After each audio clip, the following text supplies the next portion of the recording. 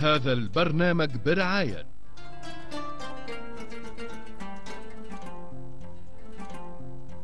السيد مصطفى السيد شباك رقم واحد.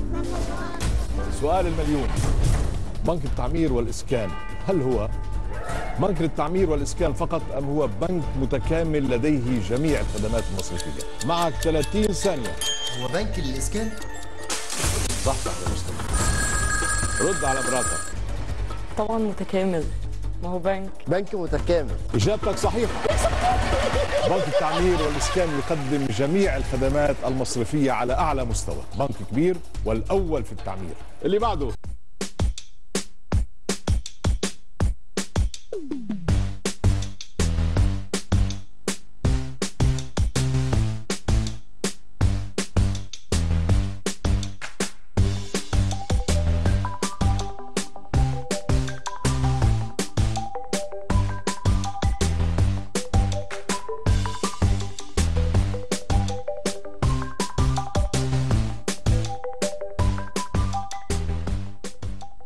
مجموعة جراند للاستثمار عندها 4 شركات: قرطبة للاستثمار، واكتوبر، وجراند بلازا، وقرطبة للهندسة. مجموعة جراند بتستثمر صح في الأماكن الصح. يعني مثلا لو اتكلمنا على مشروع كريك بارك 6 أكتوبر، هتلاقي كومباوند متكامل الخدمات بجد. هتلاقي فيه المول والنادي والملاعب وحمامات السباحة والبحيرات وسط المسطحات الخضراء في أحسن مكان في أكتوبر، 5 دقايق من مول العرب و3 دقايق من نادي الصيد. يعني كريك بارك هتعيش حياتك زي ما بتحبها. نيجي بقى لجراند بلازا في قلب المهندسين، حاجة آخر فخامة، شقق فندقية وأول مول تجاري حقيقي في المهندسين ومساحات إدارية وبرضه في المكان الصح. وعشان الصح يكمل، شركة قرطبة عملت الصح معاك بميني كومباوند روضة قرطبة في سيدي بشر الجديدة. الصح ده بقاله 20 سنة بنعمله ولسه مكملين. مجموعة جراند للاستثمار، اسكن واستثمر في المكان الصح. اتصل الآن على 16054. جراند جروب، تراستد انفستمنت.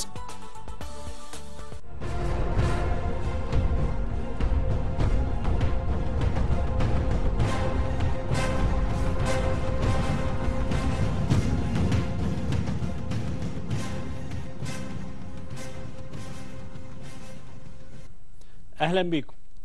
لو هنتكلم مرة تانية نكمل كلامنا عن موضوع مهم برضو، سلاح المقاطعة. الإحساس المواطن بعدم الثقة في الحكومة وعدم الثقة إن هي جنبه وقراراتها المفاجئة الغير مدروسة في كتير من الأحيان خلاه يحاول بقى بنفسه يستخدم أسلحته اللي هي إيه، يعني اللي دايما بنحاول نقول للناس تستخدمها. أشد الأسلحة طبعا الفتاكة في إيد المواطن هي المقاطعة، هو كارت الضغط الوحيد اللي قدامه. المواطن عنده احساس ان الحكومه شالت ايديها كده، سابته كده، يلا البس انت والتجار وش بعض. طبعا التاجر يكسب لان التاجر هو متحكم في السلعه. في الوقت اللي ما تدخلش الحكومه خالص بشكل حاسم لمحاسبه اي تاجر مستغل او محتكر. دلوقتي ما فيش يوم يعدي الا التجار رفعوا السعر اي حاجه. الغريب ان كل منطقه لها سعرها دلوقتي، كل محل له سعره. كرد فعل طبيعي بدات حملات مقاطعه لشراء السلع اللي سعرها عالي كنوع من الحرب على جشع التجار. بيستغلوا احتياج المواطن للسلع دي، يقول لك الدولار يا بيه، دولار، شماعة الدولار. لكن الواقع برضو معلش يعني هم عندهم حتة جشع، بيستغلوا احتياجات المواطن بشكل كبيرة عشان يحققوا أرباح ومكاسب خيالية. بدليل ان الدولار مثلا لما بيرجع ما حاجة بترجع زي ما هي، بالعكس بتزيد. دعوات يعني المثير لدعوات المقاطعة، يعني العجيبة بقى ان واضح ان حتى الأجهزة الحكومية يأست. جهاز حماية المستهلك قال للمواطنين قطعوا مش عارف ايه. طب ما انت قاعد تعمل ايه؟ يعني هو جهاز حماية المستهلك قاعد يعمل ايه؟ إذا كان هو بيدعو المواطنين يقاطعوا البضاعة التجار. ده عجز، منتهى العجز والفشل. أول مقاطعة كانت في تاريخ المصريين مقاطعة اللحوم سنة أعتقد 77، أعتقد ارتفع سعرها من 68 قرش ل 100 قرش. كانت زيادة قوية جدا وقتها. وجي في وقت كان الكلام عن رفع الدعم عن السلع الأساسية والكلام ده كله. آخر حاجة كان السنة اللي فاتت لما الناس يعني قاموا على شركات المحمول ومعترضين على الخدمة ومستوى الخدمة وكده طبعا، وزيادة كروت الشحن. برضو في تجربه ناجحه لمقاطعه حلاوه المولد بعد طبعا نجحت نجاح كبير الموسم اللي فات، اجبرت التجار يخفضوا الاسعار بشكل كبير جدا حقيقي. اخر حاجه الاسبوع اللي فات كان موضوع السمك، ارتفعت الاسعار بشكل مفاجئ في كل المحافظات. على طول ظهرت حمله رائعه كده اسمها خليها تعفن، عفوا في اللفظ، يعني لان السمك معروف لازم يخرج على طول، لازم مش هيقعد عشان يقعد ليك تكلفه تانية. وراحت فعلا لمده في 12 محافظه ل 10 ايام مواجهه جشع التجار، عملت فعلا اثرت على حركه البيع والشراء، اثرت في الاسعار. بعض التجار قفلوا محلاتهم، بعض الاسواق نزلت اسعار من كتر احساس المواطن بغياب الرقابه. يعني بقى في حملات مقاطعه استباقيه، جمعيه المواطنون ضد الغلاء بدات من دلوقتي، حذرت مستوردي اليميش والسلع غير الدوريه، يعني ما تستوردوش كميات كبيره، ما ترهقوش ميزانيه الدوله بملايين ومئات الملايين من الدولارات.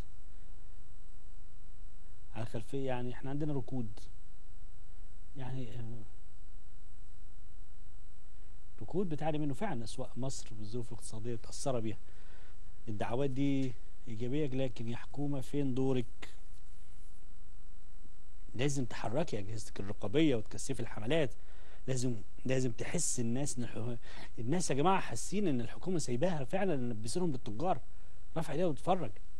آلية مقاطعه المنتجات هتنجح بس في حاله واحده بس، لو وفرت الحكومه مجموعه من الحزم القرارات والاجراءات، وفرت منتجات اساسيه في الاسواق، وكمان تراقب وبتفرض عقوبات. عايزين نحس الحكومه ليها انياب، اي تاجر لازم يتأدب.